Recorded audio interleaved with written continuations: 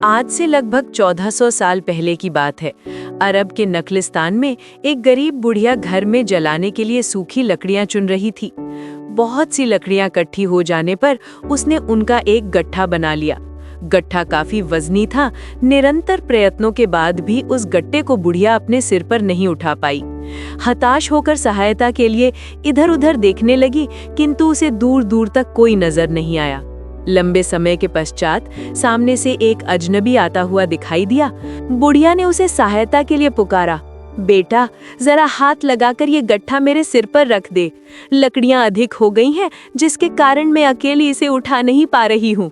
मेरी सहायता कर, अल्लाह तेरा भला करेगा। राहगीर ने मुस्कुराते हुए कहा, अम्मा तू तो बहुत कमजोर है, इतना बड़ा गट्ठा कैसे उठा पाएगी? मैं भी शहर की ओर जा रहा हूँ, ला इसे मैं उठा लेता हूँ। बुढ़िया के बार बार मना करने पर भी राहगीर ने लकड़ियों का गट्टा अपने कंधे पर उठा लिया और बुढ़िया के साथ साथ चलने लगा।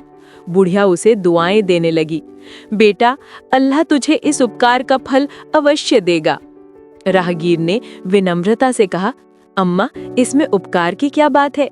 ये तो हमारा मानवीय कर्तव्य है कि हम बूढ़े, कमजोर और लाचार लोगों की सहायता करें। कर्तव्य को उपकार कहकर मुझे शर्मिंदा मत कर। राहगीर की बातें सुनकर बुढ़िया गदगद हो उठी। उसने ममता भरे स्वर में कहा, तुम बहुत भले आदमी हो, तुम्हारे विचार कितने अच्छे हैं। बेटा तुम इस शहर के रहने वाले नहीं लगते, क्या कहीं बाहर से आए हो? राहगीर ने उत्तर दिया, हाँ अम्मा, अभी कुछ दिन पहले ही इस शहर में आया हूँ।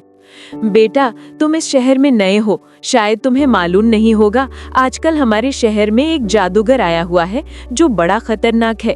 लोग कहते हैं उसने यहाँ के बहुत से लोगों को अपने कब्जे में कर लिया है।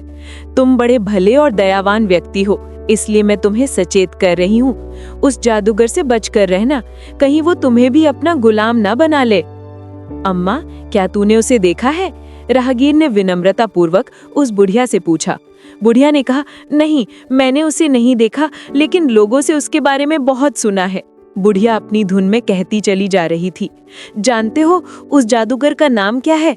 राहगीर ने कहा, नहीं मुझे मालूम नहीं। बुढ़िया ने बताया, उसका नाम मोहम्मद है।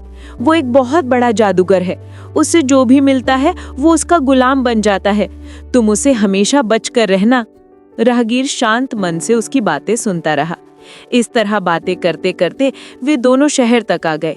शहर में चारों तरफ बड़ी चहल पहल थी। राहगीर अपने कंधे पर लकड़ी का गट्ठा उठाए चुपचाप उस बुढ़िया के साथ चल रहा था। रास्ता चलने वाले अचरज में डूबे, कभी उस बुढ़िया को तो कभी उस राहगीर को देखने लगे। चलते चलते एक मोड़ पर बुढ़िया का घर आ गया। बुढ़िया ने कहा, बस वो सामने वाला ही मेरा मकान है। राहगीर ने मकान के सामने लकड़ी का गट्ठा उतार दिया और बुढ़िया से जाने की अनुमति मांगी। बुढ़िया ने उस सहायता करने वाले दयालु राहगीर को ढेर सारी दुआएं देते हुए कहा, मैं भी कितनी मूर्ख हूँ, इतना लंबा रास्ता तय कर लिया, सारी बातें कर ली, लेकिन अब तक तुम्हारा नाम नहीं पूछा। बेटा जाते जाते अपना नाम बताते जाओ। राहगीर ने मुस्कुराते हुए कहा, रहने दे अम्मा, मेरा नाम जानकर क्या करेगी? मेरा नाम सुनकर तेरा विश्वास टूट जाएगा। बुढ़िया ने हठ करते हुए कहा, नहीं तुम्हें अपना नाम बतलाना ही पड़ेगा। बुढ़िया के बहुत आग्रह करने पर राहगीर ने कहा, तो सुन, मेरा ही नाम मोहम्मद है। मैं वही आदमी हूँ जिसे तू जादूगर, निर्दयी और ना जाने क्या क्या समझती है। इतना सुनते ही बुढ़िया अवाक रह गई।